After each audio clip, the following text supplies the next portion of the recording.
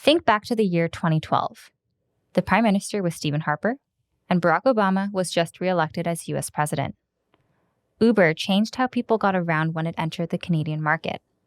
Skip the Dishes launched out of Saskatoon, followed by DoorDash a year later. And Airbnb reached its 10 millionth booking. In the following decade, these companies have seen astronomical growth. For example, in 2020, Uber said it unlocked an estimated $6.5 billion in economic value for Canada. That includes earnings of drivers, delivery people, and restaurants facilitated by Uber, and the indirect multiplier effect created through the company's supply chain. In November 2022, Uber was valued at over $55 billion, serving 93 million customers around the world. At the Rotman School, Professor Ming Hu is the person to talk to about the sharing economy and the gig economy, a system where goods or services are shared between individuals, typically online, for a fee. The sharing economy model will continue to expand and evolve with newer technology. For example, greater adoption of smartphones and apps will drive new applications where buyers and sellers can efficiently meet on digital platforms. Ming has published dozens of papers on how companies manage their operations, from ride-hailing companies to food delivery apps. Though a company like Uber has taken over the ride-hailing market, it's also whizzed through about $25 billion of cash in its lifetime. That's roughly half of its market value. When people stayed home for months on end in 2020, the demand for ride-sharing plummeted, quickly followed by revenue. Uber reported a negative net income of over $6.7 billion in 2020. And Uber isn't alone. Many consumer-reliant tech companies have faced major losses in recent years. Uber Eats competitor DoorDash struggled with profitability even as food delivery demand boomed during the pandemic. In November 2022, after a year of steadily falling stock prices, DoorDash announced it would cut 6% of its global workforce to shave off expenses. The gig economy business model relies on a growing base of customers willing to pay for convenience and a steady fleet of gig workers to meet varying levels of demand. Add in inflationary pressures and a recession, and it's an even tougher road ahead for these companies.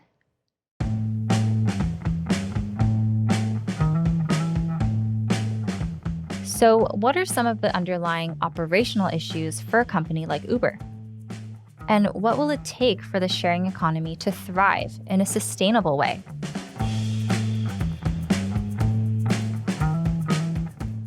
You're listening to the Executive Summary. I'm Jessie Park from the Rotman School of Management.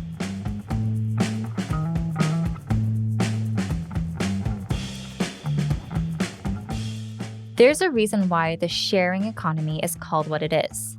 At the core, these companies started as a platform for people to share their resources and services with others in the community.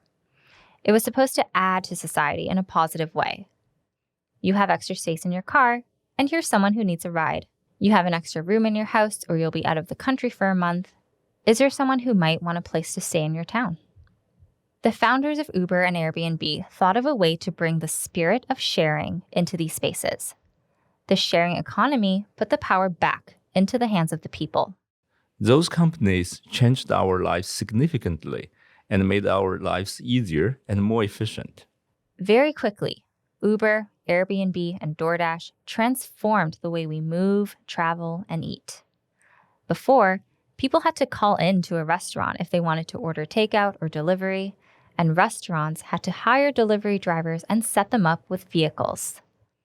Today, Uber, DoorDash, and Skip the Dishes handle all the logistics. Restaurants just need to sign up, and customers just need an account. Today, most people with a smartphone default to ordering an Uber instead of hailing down a taxi. Why stay in a $400 hotel room when a quaint and cozy Airbnb apartment down the street is only $150? These companies change the status quo of our daily activities. But today, they are the status quo. Ming says this rapid growth can be explained by the network effect. When a company like Uber creates an innovative platform connecting drivers and riders, it attracts more drivers to try it out for themselves. In turn, more drivers attract more riders, and so on. So the early players in the market tend to be able to quickly dominate the market. Uber is the poster child of the sharing economy.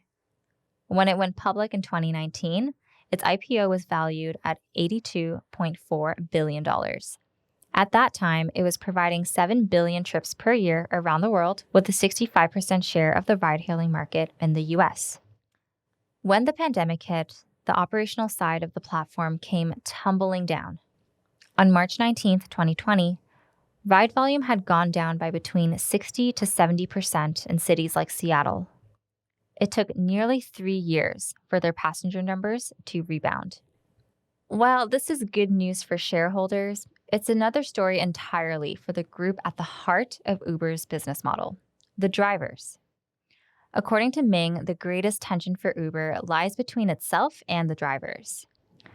It's a problem that's seen across many companies in the gig economy, and if they want to succeed, they'll need to rethink how their gig workforce is treated and compensated.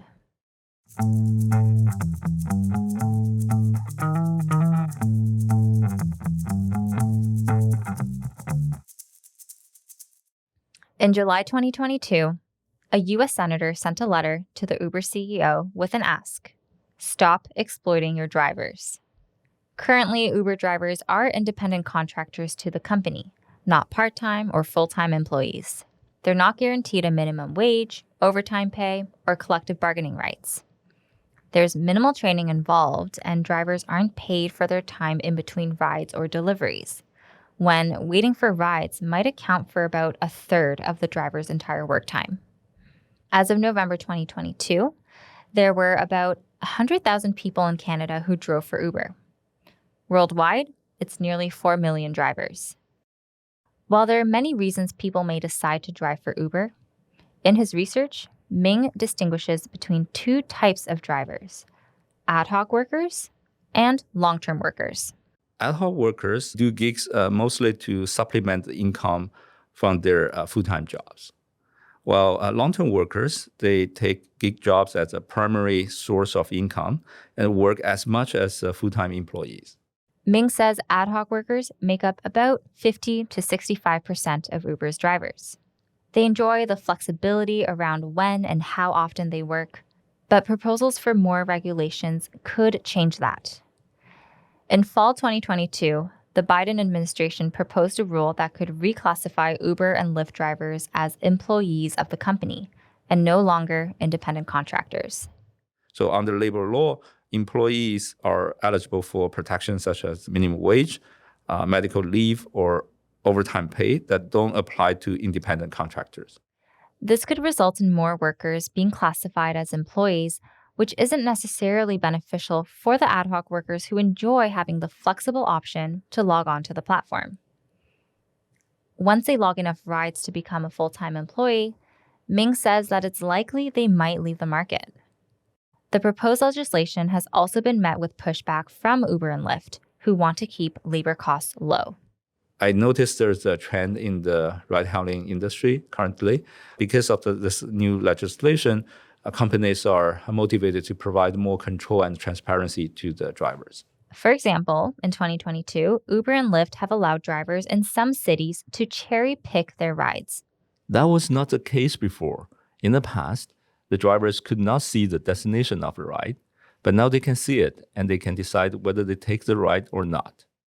This push and pull could result in the gig worker landscape changing as we know it, but is a one-size-fits-all approach the best way forward? Ming and his co-authors propose an alternate solution: discriminatory worker classification. Here, ad hoc workers will remain independent contractors with all the flexibility that comes with that. And long-term workers who work full-time hours on the platform are treated as full-time employees with benefits and protections. So instead of just having one classification of treating everyone as employees, we treat ad hoc workers and long-term workers differently. In essence, different types of workers should be treated differently. He says we can learn some lessons from the UK, where they've recently found a middle ground. Rather than classify every independent contractor as an employee, they require the company to provide benefits that are proportional to the amount the driver works. So if an ad hoc worker only works, say, 2 or 3 rides for the company, they get little benefits out of it.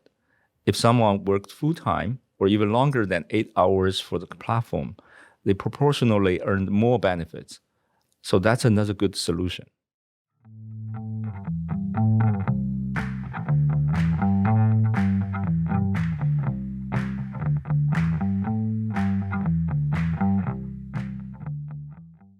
Now, 3 years out from the start of the pandemic, life has largely resumed to what it was before. Ming says it's a pivotal time for companies in the gig economy to find steady ground again. The market conditions shifted pretty rapidly.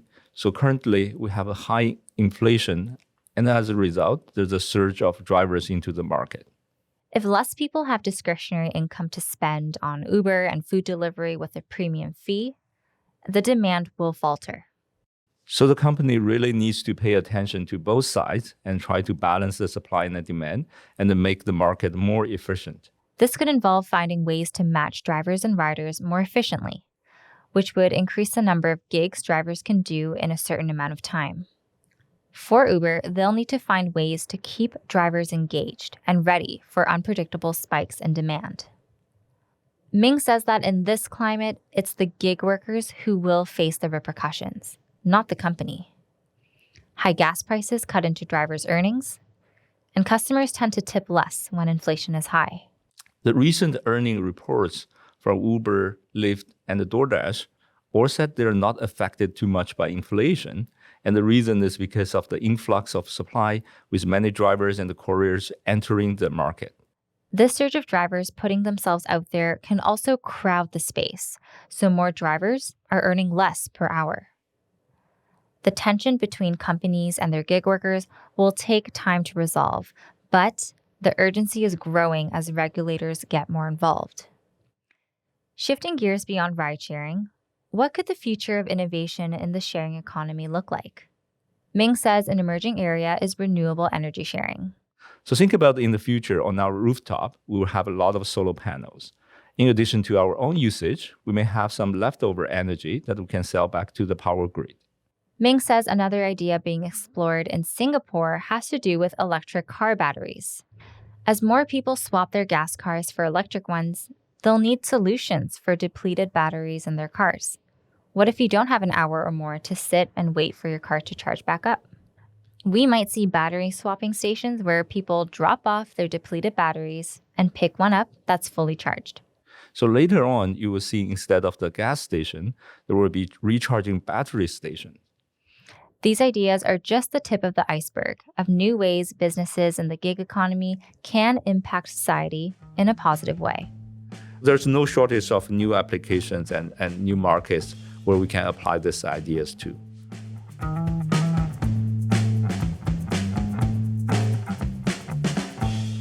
This has been the Rotman Executive Summary, a podcast bringing you the latest insights and innovative thinking from Canada's leading business school. Special thanks to Professor Ming Hu. We'll be back in a few weeks with Sarah Kaplan and Carmina Ravanera to talk about the future of remote work. This episode was written and produced by Jesse Park and Megan Haynes. It was recorded by Dan Mazzata and edited by Avery Moore-Kloss. For more innovative thinking, head over to the Rotman Insights Hub and subscribe to this podcast on Spotify, Apple Podcasts, Google Podcasts, or SoundCloud. Thanks for tuning in.